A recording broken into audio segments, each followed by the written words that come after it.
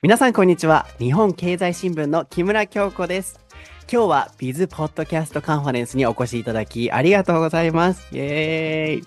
ここからは英語学習ポッドキャスト大集合と題しまして、英語学習の有名ポッドキャスターをお呼びして、ポッドキャストの魅力や番組を作る上で大切にされていることなどトークを繰り広げていきたいと思います。そして今回お越しいただいたのはこの方々です。イエーイ。順番に自己紹介をお願いします。台本なし英会話レッスンからライリーさん。So can you introduce yourself, Riley, from 台本なし英会話レッスン? Welcome to Vizu Podcast Conference. Yeah, so I'm Riley. I do the Daihon Nashi Eikaiwa lesson with Sota. I've been doing it for about 2 years and a bit now. I'm originally from America and I've lived in Japan for almost 8 years. And today you came to Tokyo from Kagawa. Yeah, that's true. Yeah.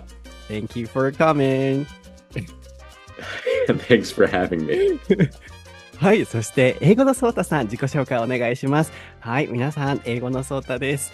今日は大阪からやってまいりました。僕たちは台本なし英会話レッスンという番組をやっておりまして、僕、英語のソータは留学はしなくても英語は話せるという活動モットーとともに、いろんな配信活動をしているんですけれども、その一つに台本なし英会話レッスンがあります。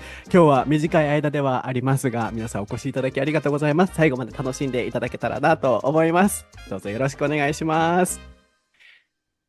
How was that, Riley? Yeah, that was good. Great opening. Sure, great. Do you really think so? I mean, it's weird, but yeah, it's okay. I know. はい、皆さん、こんにちは。英語のソータです。はい、it's Riley. ちょっとライリーの声もやってきます。先日ですね、3月24日 ?24th? When was that? 3月24日に、Yeah. はい、東京の日本経済新聞社さんにて、日経ラジオさん主催で、ポッドキャストカンファレンスっていう、ポッドキャスターがいろいろ集まって、トークセッションを行わせていただいたんですね。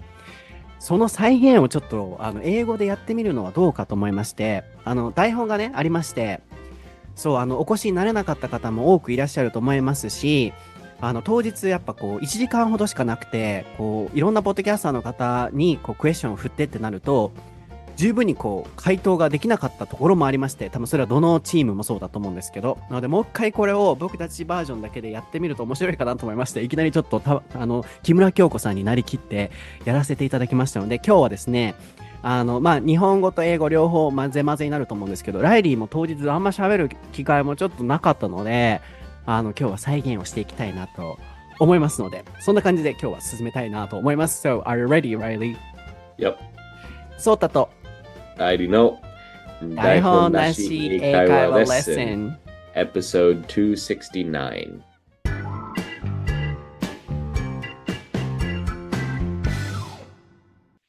Okay, what is the topic for episode 269, Riley? Yeah, it's the Radio Nikkei event recap. はい、ラジオ日経さんの振り返りを行っていきたいなと思います。では、ここからちょっとまた木村京子さんになりきりたいなと思います。台本ちょっと読みますね。皆さんは英語を題材にしたポッドキャストを配信されていますが、具体的にはどのような配信をされているのでしょうか？台本なし英会話レッスンのライリーさんに伺いたいなと思います。So, Riley, and everybody, you guys are making great podcasts for podcast shows for English learners, and especially about you, about 台本なし英会話 lesson. What kind of show are you guys making, Riley? Can I ask you? Yeah, so we make a show that is in both English and Japanese. Sota and I talk for the most part in English, and then Sota will translate it into Japanese. We like to not just like teach English, but also teach about like cultural differences between Japan and, well, in my case, America, but in the past, the UK as well, with a different host. And yeah, we like to go sometimes a little bit deeper into cultural topics. Great. そうですね。ちょっと今、木村京子が、呼び捨て、木村京子さんすいません、聞かれてた。そう、今、木村京子が英語のそうだ、どっちだってなりましたが、なるほど。ありがとうございます、ライリーさん。Thank you from 木村京子。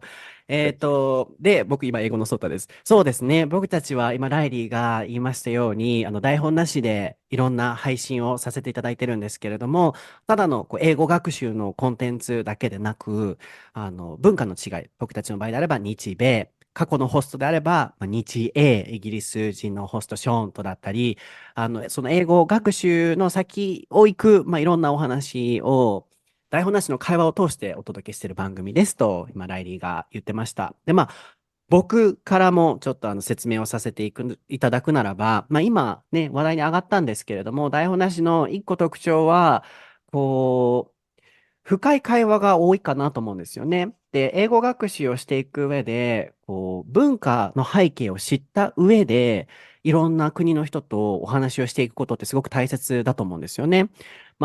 それ以外にも、例えば、英語学習を終えて、ある程度英語が話せるようになった時に、次、やっぱ英語を話したいって思うところって、もっと深い会話をしたいとか、もっといろんな文化のことをいろんな人と深く会話したいっていう、絶対段階に来ると思うんですよね。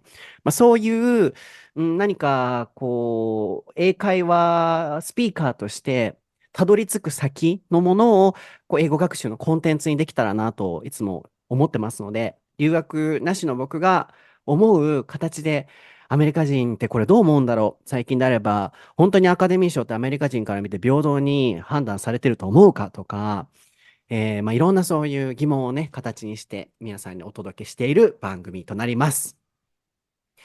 What should I do? Should I explain that in English after I speak Japanese, or what would be the Um, best way? it's up to you. I don't know. どうしたらいいやろうな。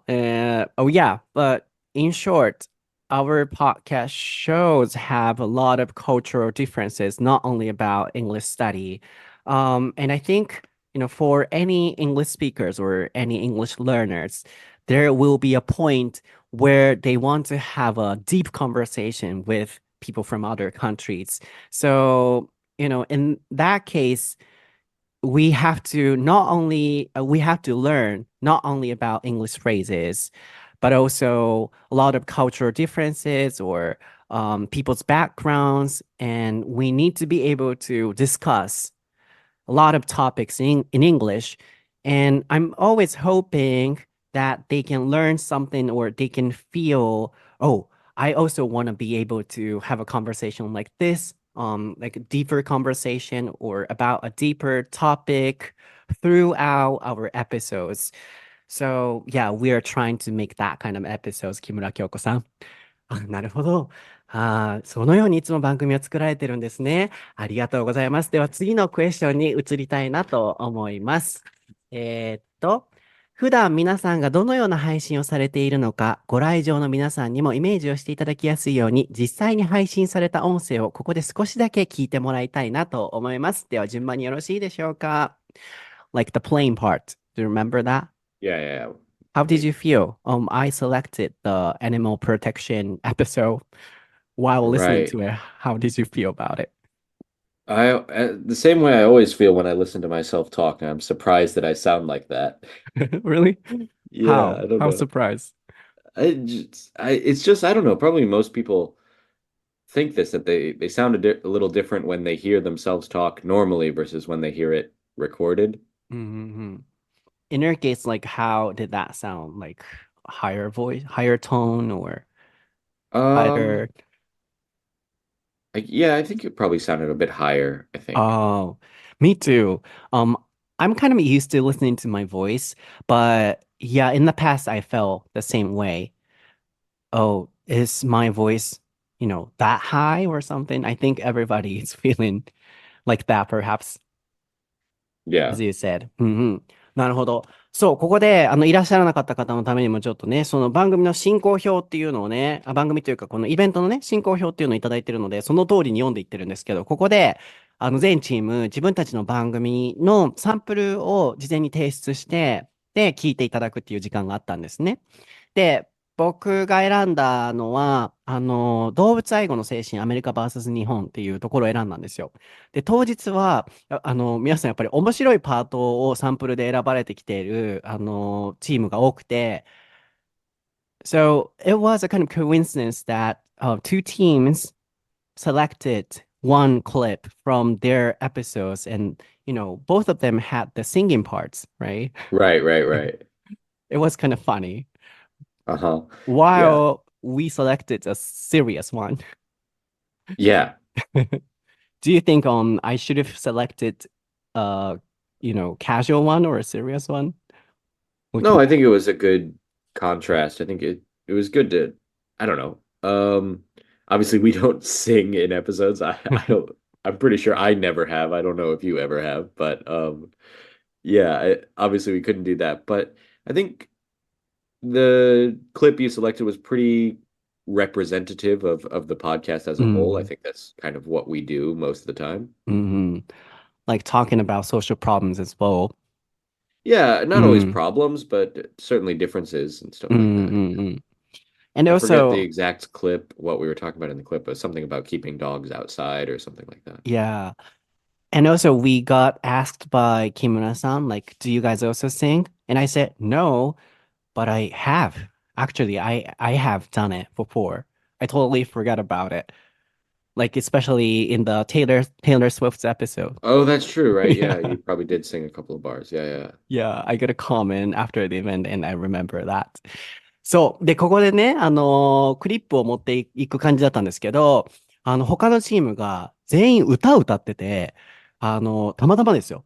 たまたまかけてもらったものが、みんななんか、うわははははみたいに歌を歌ってるところで、会場笑いが起きてる中、僕たちが選んだのは、その、動物愛護の精神、アメリカ VS 日本だったので、めちゃくちゃなんかシリアスなところをかけたんですよね。でもそれも、ある意味僕たちらしいかなと思って、それを選ばせていただきました。で、まあ、台本の進行上で行くならば、まあ、それをかけて、これはどんな回ですか？何について話してたんですか？みたいなのを順番に聞かれたところなの、聞かれたパートなんですね。なので、ちょっと僕がそれ回答したやつ、プラスアルファ言えなかったところもお伝えすると、そう、台本なし英会話レッスンは、まあ、社会問題だったり、時に重いなと思うようなトピックも選ばせていただくようにしてます。それが、台本なしのある意味特徴でもあるかなと思って今回はこのクリップをお持ちしました。で、今聞いていただいたのは、動物愛護の精神アメリカ VS 日本なんですけど、あの、日本で当たり前であることが、アメリカでは当たり前ではない。その反対も、アメリカでは当たり前なんだけど、日本では当たり前ではないっていうことって、いろんなトピックに対していっぱいあると思うんですよね。それを、台本なしの会話を通して、ふと浮き彫りにさせていくっていうのが、僕たちの番組の特徴で、その中で特に、今の日本が、今の社会が、僕も含め、みんなで一緒に考えていくべきことってあるよねっていうものをお題として選ぶようにもするので、最近であれば、アカデミー賞のお話だったりとか、人種差別のお話だったり、で、その一つにこのアニマルプロテクションっていうのを選ばせていただいた時もありました。で、まあ、今日お越しの皆さん、ちょっとこういう設定でいきますけど、今日お越しの皆さんも SNS とかで見てると、アメリカとかって動物、ワンちゃんとかがバスとかね、電車に乗ってるシーンっていうのをよく見ると思うんですよ。で、彼らにとったらそれが当たり前らしいんですよね。アメリカでは、普通にそうやってみんなで動物を可愛がっていく、みんなで動物を守っていくっていう。その一方で日本って、ここダメ、飛行機に乗っちゃダメ、ここ入っちゃダメっていう動物に対しての、気持ちっていうのが、ちょっと海外とはズレがあって、まあ、イコール、海外では動物の権利っていう名前もあるくらい、どうやったら彼らの権利を、動物の権利をもっと上げていけるんだろうかっていう話題が起こるのに対して、日本ではやっぱり起こらないがゆえに、今年のね、頭にあった飛行機の爆発事故、あれでワンちゃんが亡くなってしまったり、飛行機に乗れないがゆえにね、っていうような、今なんかいろいろ一緒に考えていくことに何か意味があるんじゃないでしょうかっていうものを、ね、話題として扱って、いろいろとご紹介している、トークを通してご紹介しているっていうのが僕たちの番組の特徴かなと思います。なるほど。木村京子です。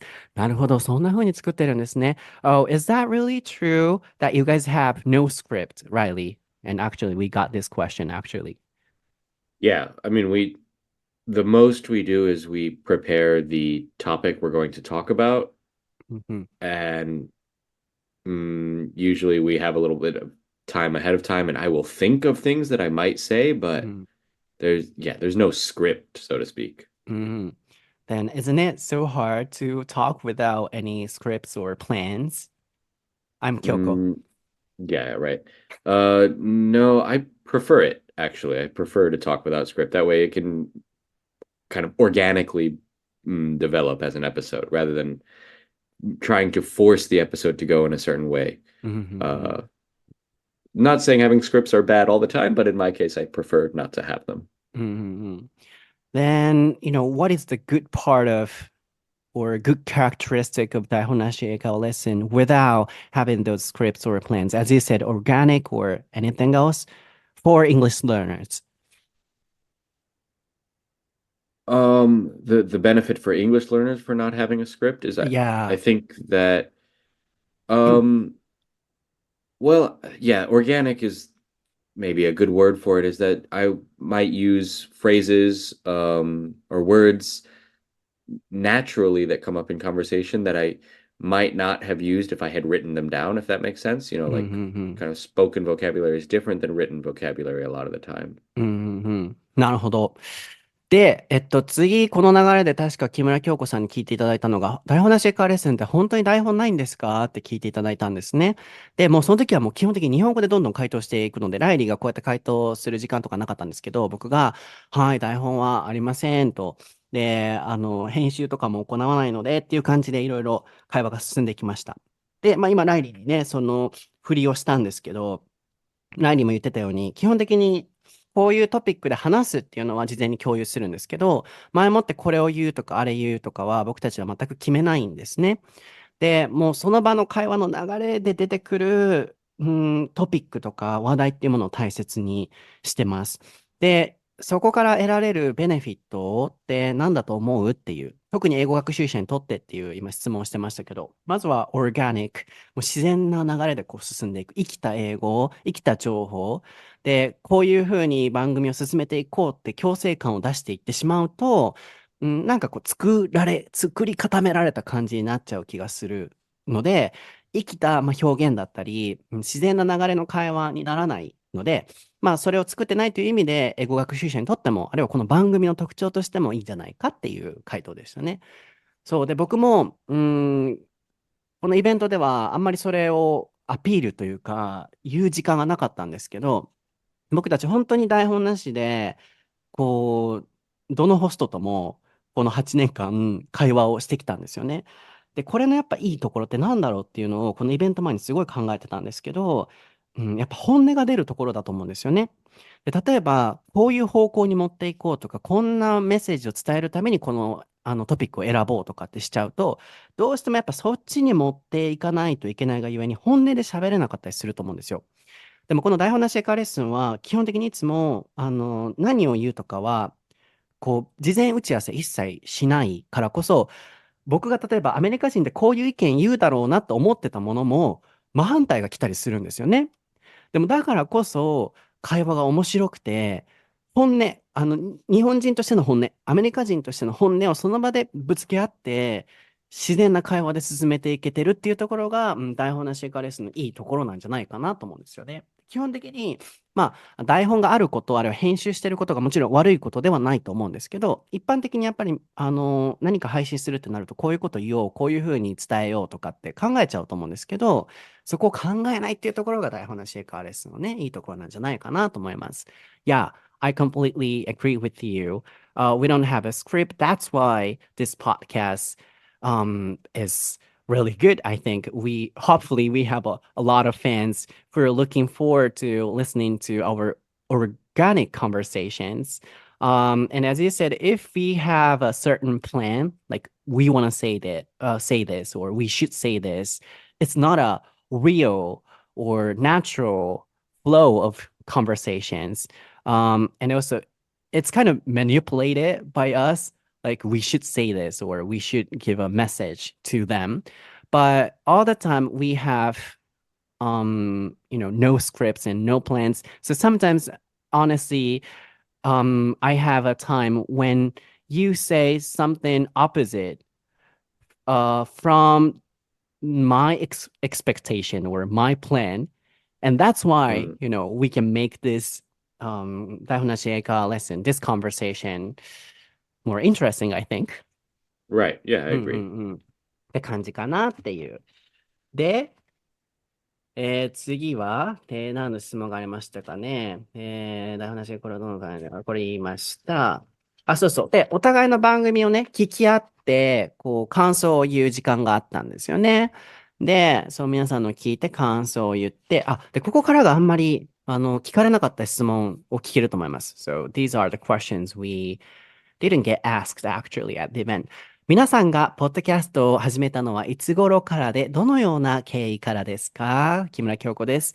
So, when did you guys start podcasts? And, what led you guys to starting your podcast show? Riley さん。Um, I joined Daihonashi after it had been going for a while. I started about 2 years ago, 2.5 years ago, something like that. And I joined because my one of my friends used to work with Sota as an English teacher. Um, and so when the previous co-host left, she recommended me, and I said, "Yeah, sounds fun." So that's how that started for me. But Sota's story goes back a little bit further than that. But for you, like, to take it over from another host was kind of tough thing, or how did you feel at the time? You had a lot Um, of pressure, or I don't No, I don't think I felt that much re pressure about replacing the other host. I mean, I felt some pressure or some nerves just because I'd never podcasted before or really done anything super public on the internet at all before. So, um, yeah, that was interesting, but no, I didn't really feel pressure about the change of hosts. Then how about, any change? For example, like after starting Daihonashika lesson, did something change your character, or you got used to hosting, or what changed? I don't know. Maybe it's still changing, but I don't think there was any like huge change immediately, no. hmm But you got lots of fans for following you in Kagawa. There's yeah, maybe. うん、そうですね。はい。ライリーのところの訳詞ですけれども、そう、ホストがね、違う司会者がいて、そこから、引き継いだと。で、そう、僕たちは、仕事場で、紹介してもらって出会ったんですよ。そう、ここのお話とかね、案外聞いたことない方もいらっしゃるかもなので、そう、過去のエピソードをね、振り返ってもらうと、初代ホストのネイト、そしてイギリス人のショーン、そしてライリーと切り替わっていくんですけど、そう、今振り返ってみると、ホストが変わるっていうところ、特にネイトからショーンに変わるっていう時はもう悲しくて悲しくて、かつ、お互いになんか望んで変わった形じゃなかったので、やっぱコロナがバーンと来て、ね、そのネイトの方の仕事がなくなっちゃって、本業の方のね、どうしてもやっぱり時間をこっちに割けない、しんどいって、ね、しんどい状況になっちゃって、お別れしないといけないってなった時は、僕はもうすごい悲しかったんですけど、今振り返ってみると、コンテンツとしては、アメリカ人のネイト、そしてイギリス人のショーン、そしてまた別のアメリカ人のライリーっていう、こういう、いろんな人がホストになってくれることで、いろんな価値を、この台本なしに、生み出すことができたのと、いろんな価値を視聴者の皆さんに提供し続けることができたという意味で、すごい良かったことなんだろうなとは思ってるんですよね。まあでも、その都度その都度ね、僕の感じたこと、感じてきたこと、経験してきたことをいろいろコンテンツにして、いろんなことがありながら、ホストも変わりながらここまで来たので、なんかすごい感慨深いなと思うんですが、ご質問にあった、ポッドキャスト始めたのはいつ頃からっていうのはもう7、8年前からで、どのような経緯からっていうのは、ネイト、初代のネイトと、SNS で知り合って、まだまだポッドキャストとか世の中に日本では全く知られてない頃だったので、ポッドキャストのアプリ自体が。なんかこう、しかも、英語学習って高い。英語業界って高いんですよね。やっぱ授業料とか、あの頃もそうですし、今もまた高いと思うんですけど、やっぱそういうのをぶち壊してなんか無料で本当に役に立つ人のためを思うコンテンツ作りたいよねっていうお話になって、そこから作り始めました。そして、まあ、さっきお話ししたようないろんな方の出会いがあって、ここまでやってまいりましたね。Yeah, so long story short, uh, the original reason why I started was because got to know Nate on social media, on Twitter. And then, we met up and said, yeah, there is no, high quality, good quality of English materials that are free. And especially English education industry, everything is expensive. So Mm. yeah, let's establish something really beneficial and caring for English learners and free. Then we started this podcast. And we got Sean and Riley. So looking back right now, you know, for each era, there are different, values or different way of thinking from you, from Nato, from Sean. So looking back, it was a all good transition, I think. なるほど。木村です。そのようにいろんな経験をされてきたんですね。ちなみに番組のターゲットはどのような層になっていますでしょうか？ So, what is the target of 台本なし英会話 lesson? I mean, target people of 台本なし英会話 lesson, Riley さん。Um, target people. I mean, Yeah, targeting people. うん。yeah, I mean, I would say obviously it's people who want to learn English, for the most part, Japanese people. うん。Um, I guess it would probably be usually at intermediate learners, I think. うん。うん。うん。Although, of course, beginners can listen too if they just want to pick up some of the words that we post to Instagram, along with Sota's translation. But probably the people I'm thinking about when I'm talking are intermediate to advanced learners who can somewhat follow the conversation that Sota and I have, but maybe need a little bit of help from the translation. うん。And also people that are interested in um, American culture or other cultures aside from Japanese. うん。うん。So, from your perspective, why do you think they are, intermediate learners? From which aspect do you think? Well, I'm just saying because, うん。half or more of the podcast is in English. So うん。うthat's ん。pretty tough. If you're a complete beginner, that's pretty hard, I うimagine. ん。And then, the other half or maybe a little bit less than half is in Japanese and Japanese translation, and they can follow along there. But if they can't really understand what we're saying in the English part, it might be hard to uh, understand what the translation is really talking about, if that makes sense,うん。what it's translating. う So I ん。I think the target is mostly intermediate or up, but う of course ん。beginners can listen if they can get something out of it, thenう they're ん。welcome to. Yeah. And also the topics we always select are not too easy and not too, maybe not too easy and sometimes difficult in this way too. Maybe our targeting people could be intermediate, perhaps. Hmm. Um, Oh, sure. I mean, I would say that probably our target is well, maybe adults, at least high school age and up, I would say. So, because hmm. not that our topics are you know, adult themes or anything like that, but they often tend to be, yeah, a little bit more complicated, Hmm. maybe not exactly political, but yeah, social or some kind of situations like that. Hmm. なるほど。ありがとうございます。木村です。そうですよね。Oh, and one more question from 木村。From 木村京子。Who do you want to listen to your 台本なし英会話 lesson? Um, I, I don't know, anybody who wants to learn English, I guess. I mean, Okay. Mhm. yeah, I don't have any specific person in mind.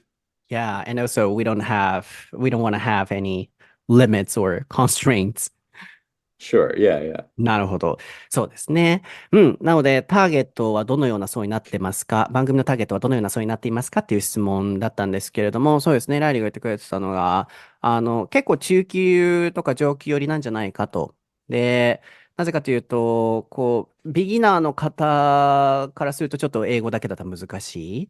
でも、選ぶトピックもね、ちょっと簡単すぎず、ソーシャルプロブレムとかについてもね、語ったりもしたり、まあ、日本語とその英語が両方、すごく、難しいトピックに対してもあるっていう点で、インターミディエートなのかなと。ただ、ね、あんまり制限かけたくないので、どなたでもね、聞いていただけたらなと思いますっていうことでした。で、僕はこの質問で答えようとしたことと、実際会場でも言ったことは、結構番組を人気にさせるためにはターゲットを作らないといけないとか、今の世の中って特に SNS、いろんな人が配信する時代になって、ターゲットをちゃんと絞ってないとフォロワー数が増えないとか、ランキング上に行かないとか、マーケティングな戦略っていうのもすごい必要になってきてると思うんですよね。でも、そういう時代だからこそ、僕はターゲットを絞りたくないと思っていて、で、例えば、ポッドキャストってランキング上に行くためには、どれだけ視聴者が最後まで聞いたかっていうのがすごい大切になってたり、つまり僕たち1時間、1時間半とかって番組配信すると思うんですけど、やっぱりそういう番組って10分、15分とかで配信してる、それを毎日配信してる頻度とかも大事なんですけど、そういう方々とかにはやっぱ負けちゃいますよね。あるいは、ターゲット、こういう人に届けたいっていう視点でトピックを選べば、やっぱりそこにね、集中して聞いてもらえるので、まあ、ランキングが上がりやすかったり、認知度も上がったりすると思うんですけど、僕がそれを決めない理由っていうのは、届けるべき人に全部のエピソードで届けたいっていう、それぞれのエピソードによってテーマが違うと思うんですよね。例えば動物愛護の精神だったら、日本全体でなんか動物に興味ない人にも聞いてほしいだったり、あるいはトピックによっては、絶対これマジョリティはいないと思うけれども、この本当に少ないマイノリティのこの一人二人にこの思いが届けばいいやと思って番組で発言をしたりする時もあって、やっぱ一般受けしないエピソードもいっぱいあると思うんですよね、台本なし英会話レッスンって。でも、だからこそ、届く人には届いて、この番組を心から応援したいって深く応援してくれる方が台本なし英会話レッスン絶対多いと思っているので、ターゲットは僕は絞らず、毎回のエピソードでこういう人に届いてほしいなっていう思いをベースに番組作りをしていますかね。あとは、そう、やるべきことをやる。なんでこの番組をやってるのかっていうと、さっきもお伝えしたような、こういう人に届いてほしいから、無料で役に立つものを作りたいからと思ってやってるので、そこになんかターゲットとかを考えちゃうと、自分のやるべきことがブレちゃうので、軸がブレちゃうので、信念がブレちゃうので、そのブラさないためにも、そうですね、決めずにやっておりますね。Yeah, this is what I actually said. I try not to set any targets because I don't wanna forget why we are doing this or who we want to give this message to. So even if the targeting people could be majority, yes, or minority, I want to, you know, keep saying my opinions. And even if the majority of people hate my opinions, if I think this opinion is important to share, I always do. So I think in this way, our Dahuna Sheka lesson has, genuine fans who are always supporting us from the bottom of their hearts. So in this way, I try not to set any targets or goals, especially kind of in the way of marketing strategy. But especially nowadays, we need that kind of strategies to have a better ranking or more followers. But I try not to think about it. ですね、ライリー Mm. さん。Yeah, う that ん。makes sense. うん。次、番組を制作するにあたって、パーソナリティとして重視しているのはどのようなところですか？ So, in the process of making episodes as a host, as a radio personality, radio host, what are you careful of or what are you trying to do, Riley さん？ Um, I don't. really know, honestly. What am I trying to do? I mean, I guess I'm うん。trying to educate in some way about English and also about America as much as I can. うん。How? Not that I'm really an うん。expert in America, I'm just from there. Um, so I try to do things honestly. I try to talk about America in an honest way, and also, um, I try not to, um, what's the correct word here? Like pick English that I want to say. I try to speak naturally so that it comes across more like if you went to America and talked to someone, more like how they would talk. I might talk a little bit slower on here than someone in America would if you met them. But probably part of that is I've lived in Japan for a while, and I think people, English speakers who live in Japan for a long time, tend to slow down when they talk because they're used to doing it with um their Japanese friends who speak English and stuff うん。like that. It う just ん。kind of うん。happens. うん。Oh, and in your case, you try to do that, or you try not to do that, slowing down? Um, Probably at the beginning when I started the podcast, it was something that I was trying to do, trying to う be ん。careful about. Now I'm not so careful about it, but I do try to enunciate. I mean, I'm on a kind of a radio show on a podcast, so I try to speak clearly at least. うん。And your natural speed then? Close to it, うん。う probably. ん。うん。なるほど。待ってください。パーソナリティとして重視しているのはどうだうん、そうそう。日本人が聞いてるからとか、そうそう、あとフレーズだよね。日本人が聞いてるから、こういうフレーズを選ばなきゃとかっていうところに寄せるのではなくて、なるべくその自然な形、本当に自分がこうアメリカにいるときに話してるような感じで、話すようにしているっていうところですよね。で、まあ、あとはクリアに話すようにしていることと、まあ、結構ナチュラルスピード。最初の方はちょっと速度ダウンとか、まあ、いろんな人を考える形で話していたけど、最近はそういうところも減ってきてるっていうところでしたね。ごめんなさい。ちょっとそこの要点が漏れちゃったんですけど。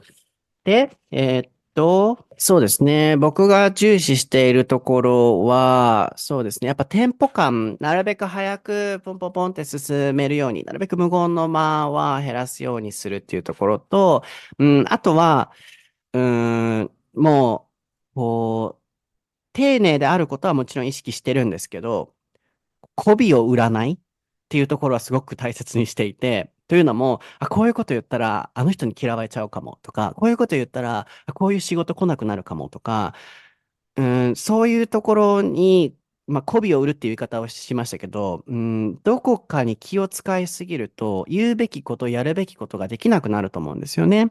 で、さっきもお伝えした通り、今本当にいろんな人が配信をする時代になって、なんかもうみんな同じコンテンツの作り方とか、なんかみんないい子ちゃんになって、みんななんかいいコンテンツ作らなきゃみたいな、仮に意見があったとしても意見言わないみたいなものってすごい長年やってるからこそ時代の変化とともにすごいなんかあるな、今みんななんかいいことしか言っちゃダメみたいな雰囲気になってきてるな、このネットがって思うんですよね。でもそうするとやっぱ個性なくなるのと言うべきことやるべきことができないので、強いて言うならば、そういうところが無理やり意識してるわけじゃないんですけど、大切にし続けたいところかなっていうのが僕の回答かなと思います。So in my case, I try not to you know, care about something or somebody too much. For example, oh, if I say my opinions about this, this group of people might hate me. Then, I can't say my own ideas or I can't do what I have to do or what I should do. So, yeah, all the time I try not to think about somebody or something too much and I always want to be straightforward and open about everything. Oh, and I want to be honest. Then I think um we can make organic, as Riley said, contents or episodes. Maybe. なるほど。あともう少しだけ聞かせていただきたいんですが、人気コンテンツにするための工夫などあれば教えてください。So recently, a lot of people want to make contents on podcast and what are the tips for making them popular? making the contents popular from your perspective, Riley-san?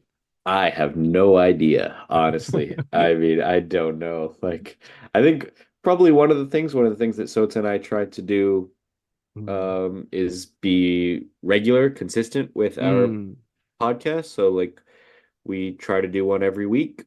And even if we can't meet up during that week to do one, we try to do extra ones beforehand so that we have one to release every week. I think that being consistent is probably the most important thing, but I'm definitely no expert on social media success. なるほど。consistent っていう単語ね、皆さん覚えていただくといいと思うんですけど、こう継続する。まあ、一貫しているってことですよね。つまり、毎週何曜日とか、何曜日だけじゃなく、毎週1回更新するだったら、ね、その日に、ちゃんと毎週更新する。consistency だったら名詞ですし、being consistent だと形容詞ですしね。まあ、それが大事なんじゃないかっていうことですね。あとは、そうそう、さっきの一個前のね、パーソナリティとしてライリーが大切にしてることでしたけど、ちょっと訳してもらってましたけど、なんだっけ。ごめんなさい、忘れました。すいません。ライリーがさっき言ってたこと忘れちゃった。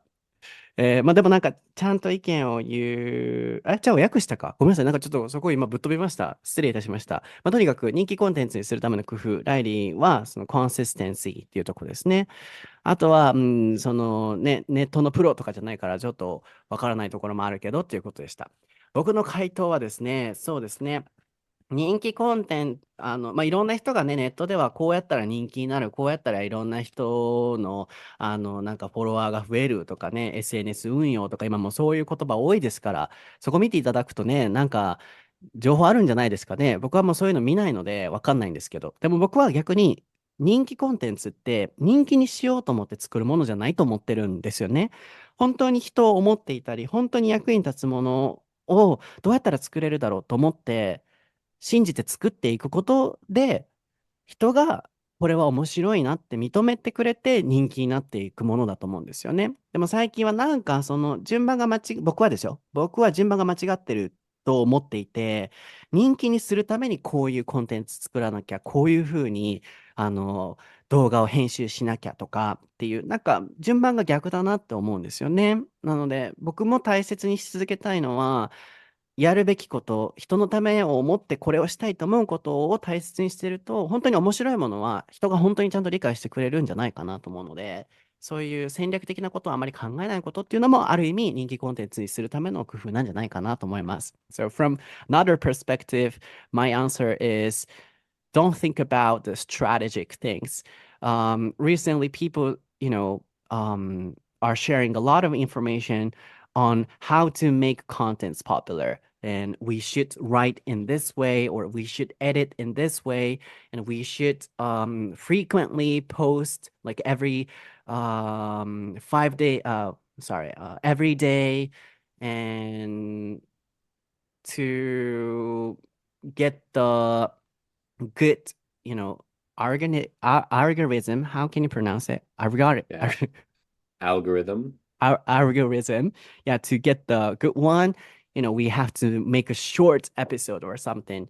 But I think that's opposite. If we really think about, people's wants, and if we really think about what we want to do, and, if we try to make an effort making good episodes, I think people will notice these contents are really interesting. Then we can naturally make things popular. So my point is not to think about strategic things could be the real way or important way. And that's what we want to focus on at least. って感じですかね、ライリーさん。Yeah, I mean, I think like there's a difference between getting views and having like dedicated listeners. うんうん So, like um I think that the kind of content if you make like fast content,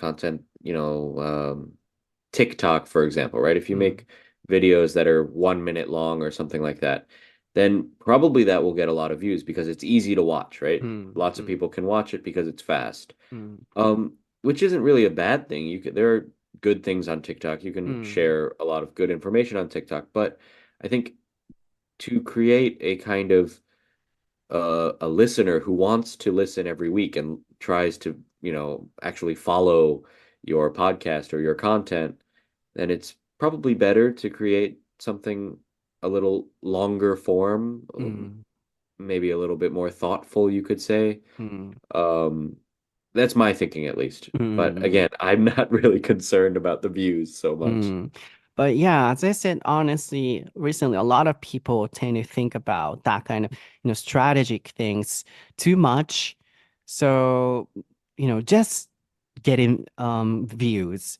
Then sometimes people go too far, and then, dangerous contents on Instagram or on TikTok. I think, that's not really good for me. So, yeah, we shouldn't only think about how to make something popular. Trying to, as you said, be dedicated, then trying to create good ones, then naturally things will get popular, I guess. Yeah, I guess so. Sure. At least that's what I want to focus on. そこはね、僕はちょっと個人的に大切にしたいことかなと思いますね。でもね、アルゴリズムとかを考えてマーケティング的にやっていくのが悪いことではないと思うんですけど、そうするとなんかね、薄っぺらかったり、本当に人を思ったコンテンツにならない気がするので、それでもなんかフォロワー数とかさ、ランキングとかをさ、SNS で出してくるからさ、気になっちゃうと思うけど、そこにやっぱりブレへんように頑張らななと思っております。では最後に、今日もお越しいただいてありがとうございました。The last question、最後の質問なんですが、皆さんはこれまでポッドキャストで配信されてきて、ポッドキャストのいいところってどのようなところだと思いますか？ So, you guys have been making podcast episodes a lot. And when did you feel, oh, this is the good point of podcast, or oh, this is why I've been doing podcast show or something? What is that, Riley-san? You mean like good for me?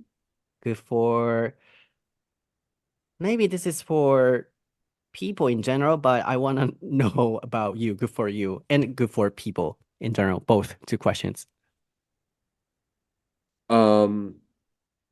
Okay, so like for me, it was probably sometime last year when Sota and I did some events and got to meet people who listened to the podcast. And, people would tell me like when you talked about this, it made me look into it more. I got into that artist you talked about or whatever, something like that. That kind of thing was really cool for me personally, that like, people are I don't know how to put this exactly, but like, of course, people are listening to the podcast. I know that, but it was very nice to put like faces to those imagined listeners. And then good for everyone. What is the good point of podcasts in general, you mean? Yeah. I mean, I think that is more kind of how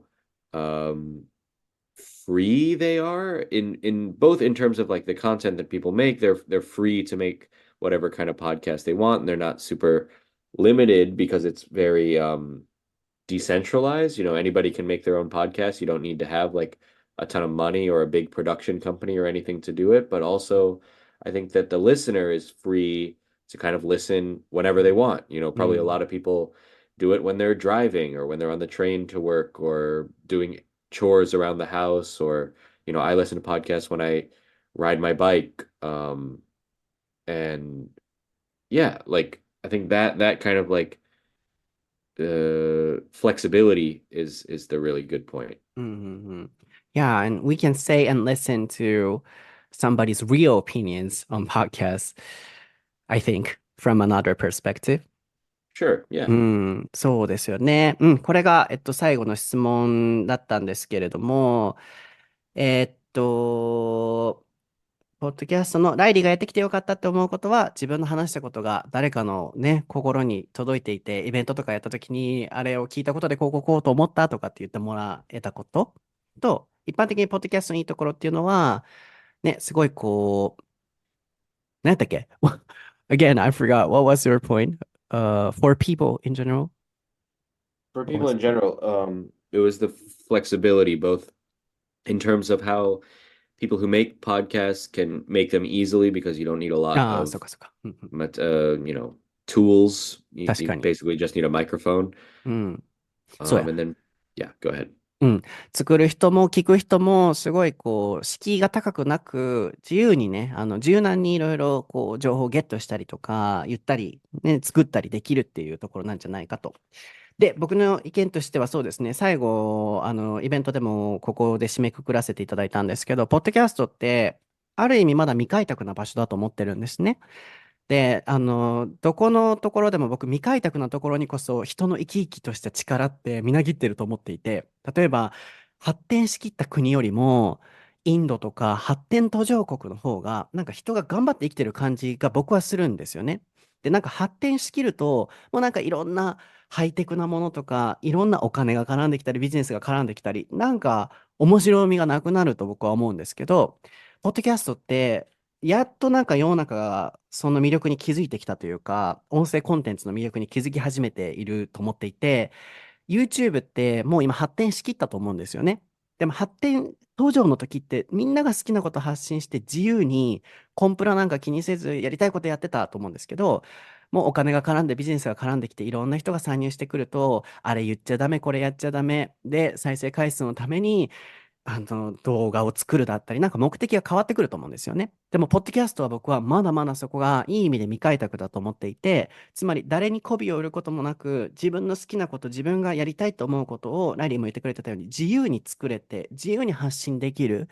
で、視聴者側からすると、それを自由にゲットできる、つまり生きた声っていうものを聞ける、今結構唯一と言ってもいいぐらいの場所なんじゃないかなって思うので、そういう意味でね、ポッドキャストはすごいいい場所なんじゃないかなと思います。あとはまあ僕としては、ポッドキャストをね、こうやって作ってきたことで、本当の応援してくれる人、なぜかというと僕は本音で話してるので、そこについてきてくれる本当の応援してくれるサポーターに出会えてるっていうところが、個人的に僕のいいところかなと思います。では、今日のエピソードは、いかがでしたでしょうか？ Riley, you have to go. Thank you Yes. for, following me and following us together until here. ここまで一緒についてきてくださりありがとうございます。You can go. Yeah. Yeah, you can Okay. go to sleep. All right. I can, Yeah, I'm gonna yeah. go to sleep. そう、ライリー、 Alright. 今日ちょっとね、寝ないといけないので、ライリーは先に行っちゃいます。ありがとうございました、ライリー。Yeah, thanks. I've work really early in the morning tomorrow, so I gotta go. So, sorry, it got longer. No, that's all right. Bye. All right. Thanks, everyone. Bye. Yes. はい、ライリーはね、行きましたけど、ちょっと最後僕は締めくくらせていただきたいなと思うんですけど、そう、ライリー、明日めちゃくちゃ仕事が早いので、そう、行かないといけなかったんですけど、さっきなんて言ってましたかね。Yeah, I think podcast is not completely advanced yet. It's like a developing country. For example, in India or in Cambodia, when I visited those countries, people were so energetic because everything was not completely advanced or developed. But after something has grown up or has become mature, I think, for me, it's not really interesting enough because everything has developed already. For example, on YouTube in the past, people were making a lot of funny, interesting videos because they could make or they could put anything they wanted. But recently, a lot of business or a lot of profits or a lot of things are going on there. So people have to think about the rules or morals. Yeah, morals are of course important, but to get views, people have to make good contents, only caring about views. I think that's what I said from the other question. To make something popular, people started thinking about their plans for YouTube videos. Then I think it got not funny or not interesting. But on the other hand, on podcasts, everything is kind of free in that way. We can do anything we want still because they're not completely developed enough. So in this way, I think I can say my own opinions honestly and anyone can listen to any opinions on this platform. And this way, I think podcast is really good for us. ってことですかね。ちょっと全部うまく訳しきれたかはわかんないんですけど、これがちょっと僕の言いたかったことでございます。そう、ライリーが今日早く行かないといけないって分かったので、いたらちょっとこの英語を言えないかなと思ったので、ちょっとここで言わせていただきました。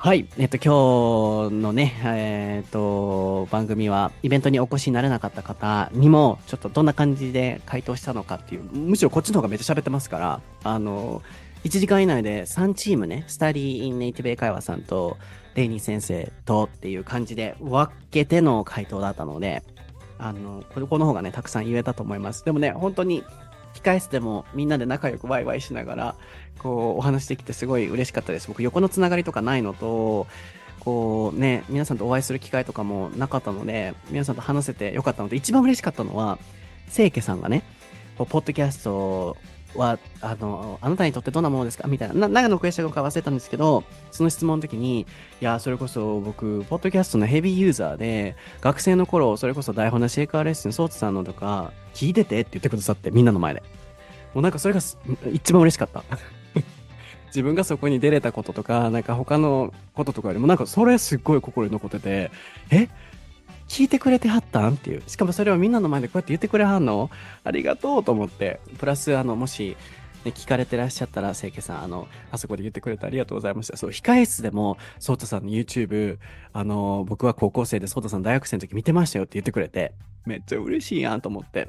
そう、本当はもっとお互い突っ込み合って、こう食いつき合って、会場を笑かしたいねみたいなことを始まる前とかも言ってたんですけど、そう、ちょっと気を使って、進行を邪魔したらあかんかなと思って、そこまではできなかったんですけど、そう、そんな感じでね、僕たちの掛け合いもあったんですよ。それをもっとやりたかったなと思うので、今後また機会があれば、やらせていただきたいなと思います。で、またこんな機会があったら、皆さんとお会いしたり、皆さんとね、またご一緒できる機会あったらなと思うので、またお会いできたら嬉しいなと思います。お越しくださった皆様ありがとうございました。では、僕は英語のソータという名前で YouTube、Twitter、英語のソータ、違うわ、YouTube、Twitter、Instagram など調べてもらうと出てくると思います。Reilly O'Reilly Solomon XC で出てきますので、また概要欄など見てみてください。では、また次回のエピソードでお会いしましょう。バイ。